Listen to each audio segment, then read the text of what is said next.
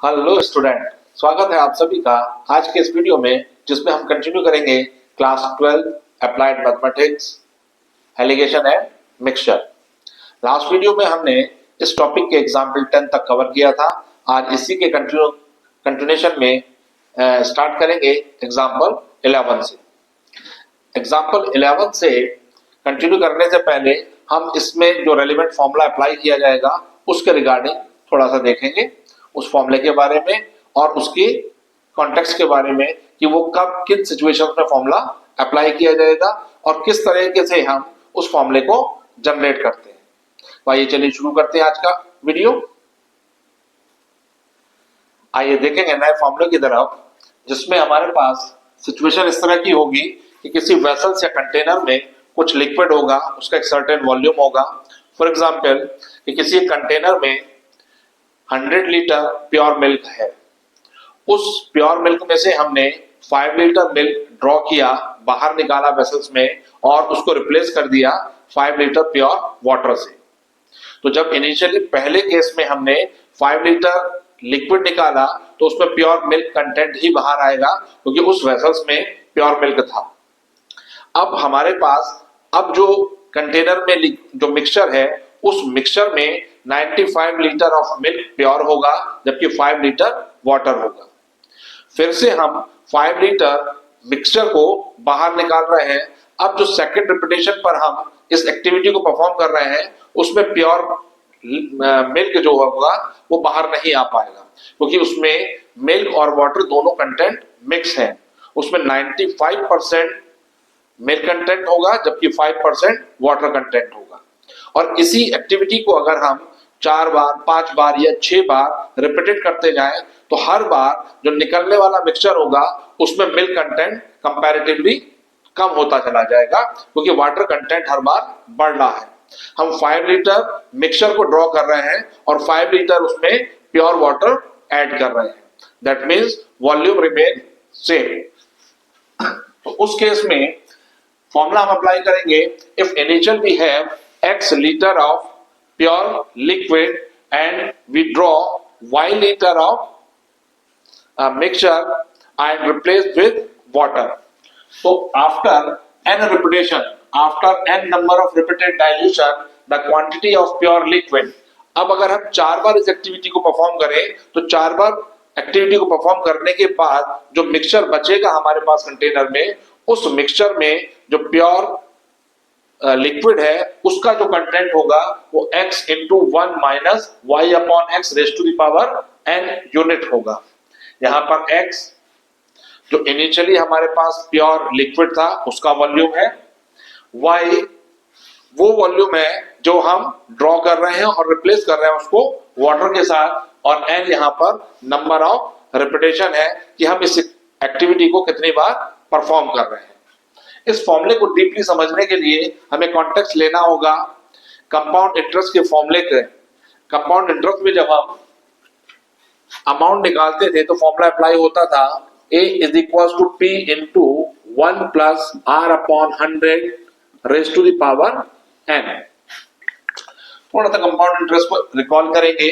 Compound interest उस situation में apply होता है जब पहले ईयर के बाद जो नेक्स्ट ईयर है, उस सेकंड ईयर के लिए फर्स्ट ईयर पर मिलने वाले इंटरेस्ट के ऊपर भी इंटरेस्ट मिलता है, और जो सेकंड ईयर का प्रिंसिपल है उस पर भी इंटरेस्ट मिलता है। दैट मीन्स जब इंटरेस्ट पर भी इंटरेस्ट मिलता है तो ऐसी सिचुएशन में कंपाउंड इंटरेस्ट कैलकुलेट होता है और उसको रिप्रेजेंट किया जाता है a is equal to p into 1 plus r upon 100 raise to the power n से। यहाँ पर a अमाउंट है, दैट मीन्स मान लो किसी कैंडिडेट ने 1000 रुपीज बैंक में डिपॉजिट किए, जिसमें 10% पर एनम कंपाउंड इंटरेस्ट दिया जाता है। तो आफ्टर 3 इयर्स वो जो 1000 रुपीज से उसका कितना वैल्यू बन जाएगा उसको कैलकुलेट करने के लिए फॉर्मूला होता था। आफ्टर 3 इयर्स जो अमाउंट होगा उसको बेसिकली हम अमाउंट बोलते हैं। 1000 रुपीज वहां पर प्रिंसिपल होता है, जितना अमाउंट वैल्यू पर इंटरेस्ट पेएबल होता है वो प्रिंसिपल होता है, जिसको हमने इनिशियली बैंक में डिपॉजिट किया था। आर यहाँ पर रेट ऑफ इंटरेस्ट होता है, जो कि परसेंटेज में हमको गिवन होता था। यहाँ पर हमने जो एग्जाम्पल लिया है उसमें 10% पर एनम इंटरेस्ट है, that means every year on 100 rupees bank give ₹10 for 1 year, और n यहां पर नंबर ऑफ ईयर होता था। सिंपली अगर इस फॉर्मूले को हम देखें तो for the first year, for n equal 1, एक साल के लिए, always remember for 1 year the simple interest and compound interest remain same. पहले साल के लिए सिंपल इंटरेस्ट और कंपाउंड इंटरेस्ट सेम रहते हैं। उस केस में n की वैल्यू 1 रखते हुए हमारे पास रिलेशन आएगा a is equal to p into 1 plus r upon 100। अगर मैं इसको सिंप्लीफाई करूं तो मेरे पास आता है p के अंदर मल्टीप्लाई कर दूंगा p plus p into r upon 100। यदि मैं इस एक्सप्रेशन को ध्यान से देखूं तो ये मेरा प्रिंसिपल है और ये मेरा इंटरेस्ट है। इंटरेस्ट सिंपल इंटरेस्ट में हम पढ़ते थे, सिंपल इंटरेस्ट इक्वल होता था p into r into t upon 100। For the first year the t become 1, तो p into r into 1 upon 100, that means ये एक्सप्रेशन जो है हमारे पास ये इंटरेस्ट ही है। तो प्रिंसिपल और इंटरेस्ट को ऐड करके पहले साल का अमाउंट हमारे पास आ जाएगा, और ये अमाउंट कंपाउंड इंटरेस्ट और सिंपल इंटरेस्ट दोनों के लिए सेम होगा। जो डिफरेंस आना शुरू होता है कंपाउंड इंटरेस्ट के केस में, वो for the second time period से आना स्टार्ट होता है। अब यदि हम n की वैल्यू 2 पुट करें तो फॉर द सेकंड ईयर पहले साल का जो अमाउंट होगा वो सेकंड ईयर के लिए प्रिंसिपल की तरह वर्क करेगा। दैट मीन्स ये जो अमाउंट आया था ये अमाउंट अब हमारे लिए प्रिंसिपल का वर्क करेगा। फॉर्मूला हमको रेफर करेगा a is equal to p into 1 plus r upon 100 की पावर 2। अगर मैं इसको स्प्लिट करता हूं तो मेरे पास एक्सप्रेशन आता है p into 1 plus r upon 100 into 1 plus r upon 100। अगर मैं इस एक्सप्रेशन को ध्यान से देखूं तो ये पहले ईयर के एंड में जो अमाउंट वैल्यू है ये एक्सप्रेशन वही है। दैट मीन्स ये पहले साल का अमाउंट हो गया, और इसकी मल्टीप्लाई हमने सेकेंड ईयर के लिए जो इंटरेस्ट हमको मिलेगा उससे कर दी। तो हमारे पास कलेक्टिवली ये वैल्यू आ गई p into 1 plus r upon 100 raise to the power 2।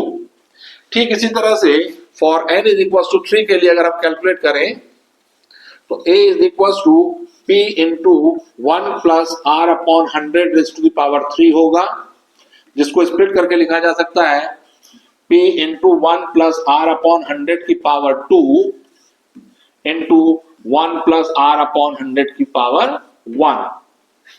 अब अगर इसी एक्सप्रेशन को हम ध्यान से देखें तो ये जो एक्सप्रेशन है ये सेकेंड ईयर के एंड का जो अमाउंट होगा वही वैल्यू है, और जो सेकेंड ईयर का अमाउंट होगा at the end of second year वो थर्ड ईयर के लिए प्रिंसिपल का वर्क करेगा। तो ये थर्ड ईयर के लिए प्रिंसिपल हो गया, और इसकी मल्टीप्लाई हमने थर्ड ईयर के इंटरेस्ट के साथ किया, तो हमारे पास ये रिजल्ट वैल्यू आ गया amount value for third year.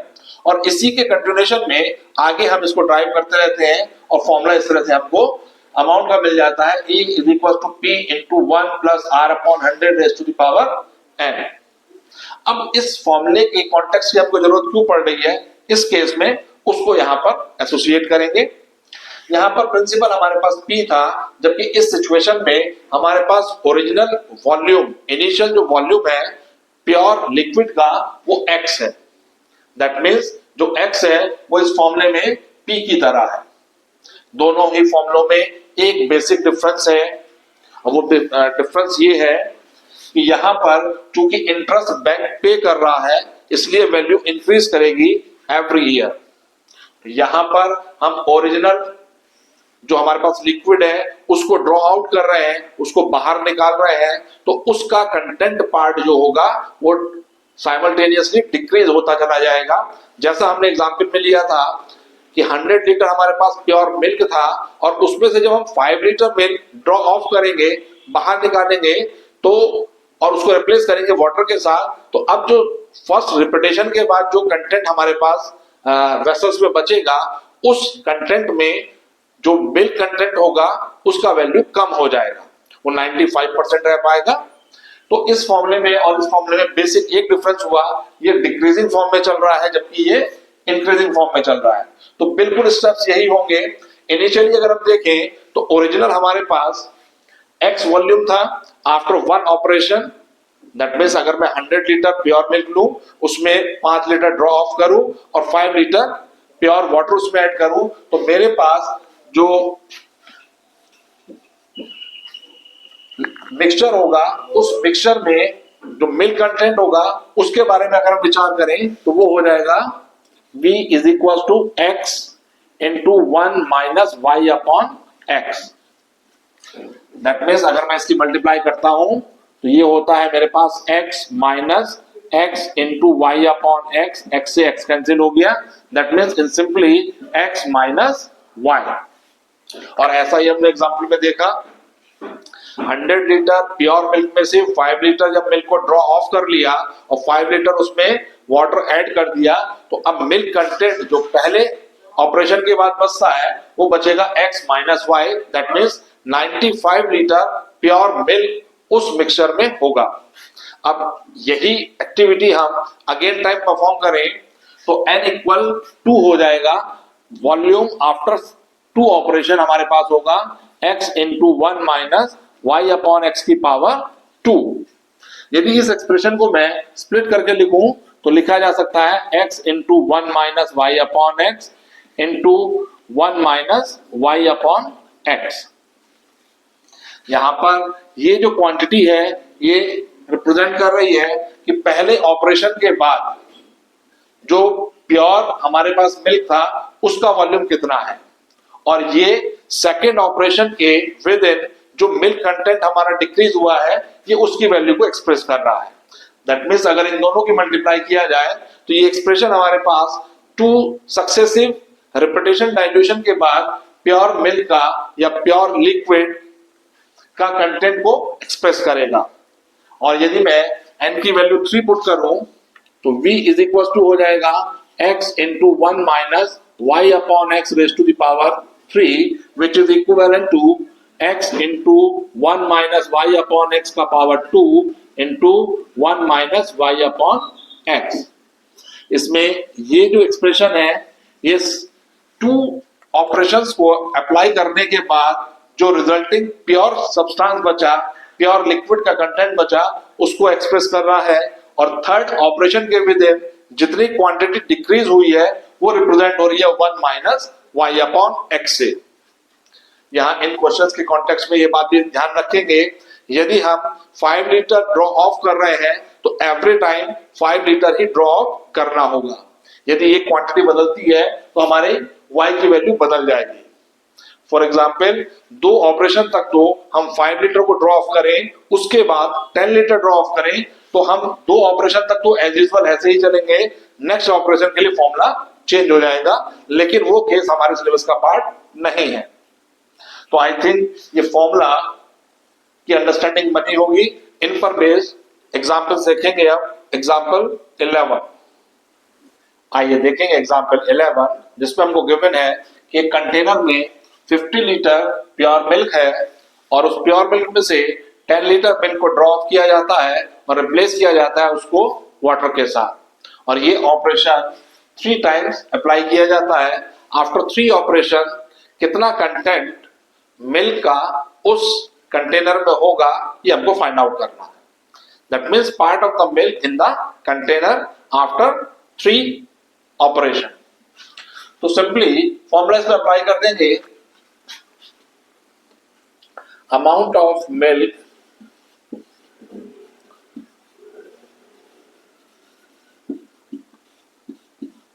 After 3 operation.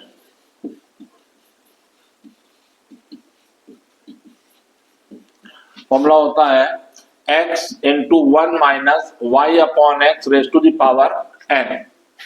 जब पहली बार हमने ड्रॉ ऑफ किया तो उसमें 5 लीटर प्योर मिल्क बाहर आएगा और 5 लीटर वाटर कंटेंट उसमें मिल गया। दैट मीन्स पहले ऑपरेशन के बाद जो मिक्सचर बचा है कंटेनर में उसमें 45 लीटर प्योर मिल्क होगा एंड 5 लीटर वाटर होगा। अब सेकेंड ऑपरेशन में 90% मिल्क कंटेंट बाहर आएगा, जबकि 10% वाटर कंटेंट बाहर आएगा, क्योंकि अब 45 लीटर प्योर मिल्क है और 5 लीटर वाटर। और इसी ऑपरेशन को जब थर्ड टाइम ऑपरेट करेंगे तो with the help of formula हम इसको इजीली कैलकुलेट कर सकते हैं। x का वैल्यू हमारे पास है 50 लीटर इंटू 1 माइनस y का वैल्यू है 10 upon x 50 raise to the power 3। ये हो जाएगा 50 इंटू 0 से 0 कैंसिल, 1 माइनस 1 अपॉन 5 को सॉल्व करने के लिए एलसीएम लिया 5 minus 1 which is 4 raise to the power 3। That means 50 into 4 upon 5 into 4 upon 5 into 4 upon 5। 5 से 50 कैंसिल 10 टाइम्स, 5 से अगेन टाइम कैंसिल 2 टाइम। ये क्वांटिटी हमारे पास हुई 4 4 जा 16, 4 जा 64, 2 जा 128 divided by 5। That means 5 2 are 10, 2 28, 5 times 3 0 30, 6 times. After 3 operation, we have 25.6 liter of pure milk and rest of the water in the vessel. Vessel में mixture का वॉल्यूम सेम होगा, क्योंकि जितना हम मिक्सचर को ड्रॉ ऑफ कर रहे हैं उतना ही प्योर वाटर उसके अंदर ऐड कर रहे हैं। तो इनिशियली उसके अंदर 50 लीटर प्योर मिल्क था और after 3 operation the container have 25.6 liter of pure milk while remaining, that means 24.4 liter of water. इसके बाद भी यदि हम ऑपरेशन अप्लाई करते हैं तो अब मिल्क कंटेंट कम निकल कर जाएगा, वाटर कंटेंट धीरे धीरे बढ़ता चला जाएगा, क्योंकि लगभग 50% अब मिल्क कंटेंट हमारा कंटेनर में बचा है। ऑपरेशन को 2-3 बार यदि ऑपरेट करेंगे तो मिल्क कंटेंट कम निकलेगा, जबकि वाटर कंटेंट ज्यादा निकलेगा। तो इस तरीके से ये था एग्जाम्पल 11। आइए देखेंगे एग्जाम्पल 12, जिसमें आपको गिवन है from a cask full of alcohol 8 litre are draw and then filled with water. This process is repeated 3 more times. The ratio of the quantity of alcohol left in the cask and that of water is 16:65. How many liter of alcohol did the cask hold originally? शुरुआत में कितना alcohol उस cast में था, ये हमको find out करना है। इसको एक्सलेट कर लेते हैं। Let initially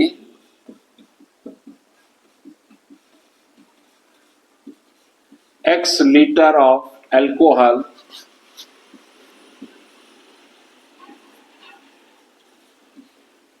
cask hold। यहां हमको रेशियो गिवन है quantity of alcohol left is to quantity of water equal 16:65। यदि मैं ये मानकर चलूं कि 16 लीटर 4 ऑपरेशन के बाद अल्कोहल बचा है कास्ट में एंड 65 लीटर वाटर कंटेंट बचा है, तो ऐसे में total mixture 16 + 65 that means 81 litre रहा होगा। उस 81 लीटर में 16 पार्ट अल्कोहल का था, जबकि 65 पार्ट वाटर कंटेंट था। तो इसको मैं ट्रांसफॉर्म कर रहा हूं, क्योंकि मैं चाह रहा हूं कि ये क्वेश्चन सिंगल वेरिएबल x में ही हम इसको सॉल्व कर पाए। तो क्वांटिटी ऑफ अल्कोहल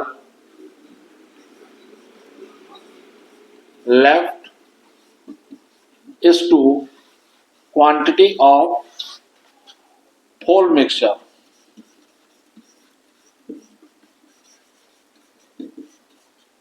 ये हो जाएगा 16:16 + 65 we get 81।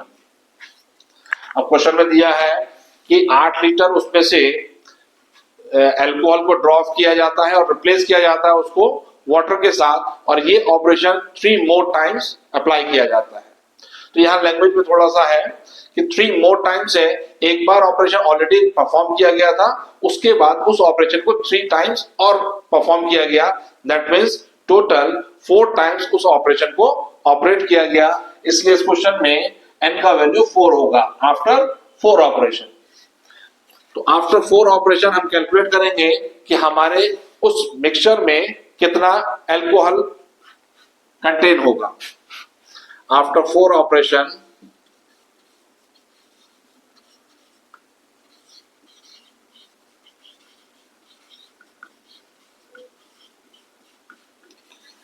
Alcohol left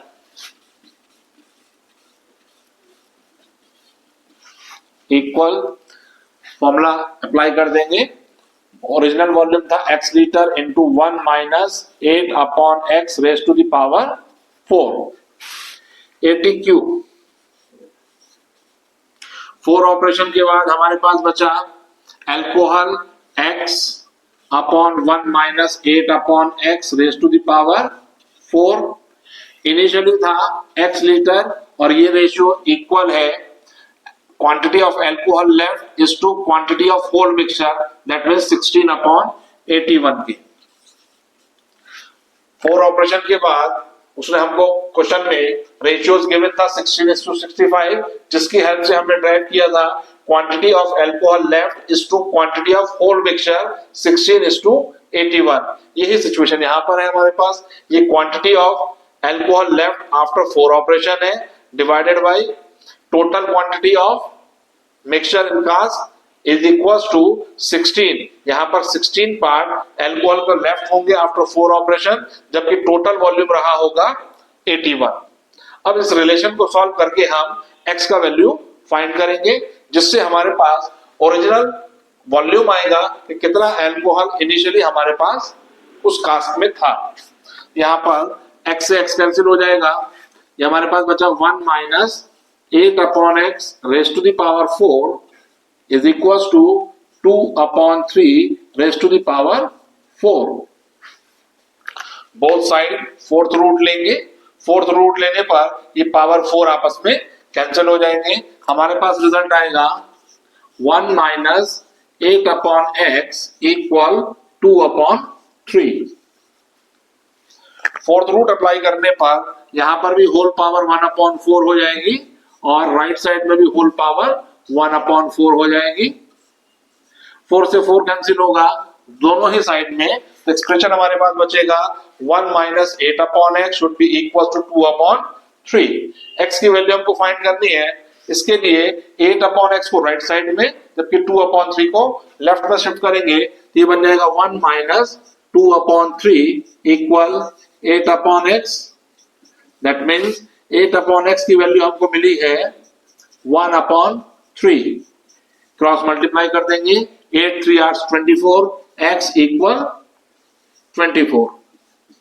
So initially we have 24 liter of pure alcohol in the cask। इस 24 लीटर में से पहले ऑपरेशन में हमने 8 लीटर प्योर अल्कोहल ड्रॉ किया, उसको रिप्लेस किया वाटर के साथ। अब जो हमारे पास मिक्सचर बचा है कास्ट में, फिर से उसमें से 8 लीटर हमने मिक्सचर को ड्रॉ किया और 8 लीटर फिर से उसके अंदर वाटर कंटेंट ऐड किया, और ये ऑपरेशन ओवरऑल हम 4 टाइम परफॉर्म करेंगे। और 4 टाइम परफॉर्म करने के बाद जो वाटर और अल्कोहल और वाटर का रेशियो होगा वो 16 और 65 होगा। इस तरीके से ये देखा हमने एग्जाम्पल नंबर 12।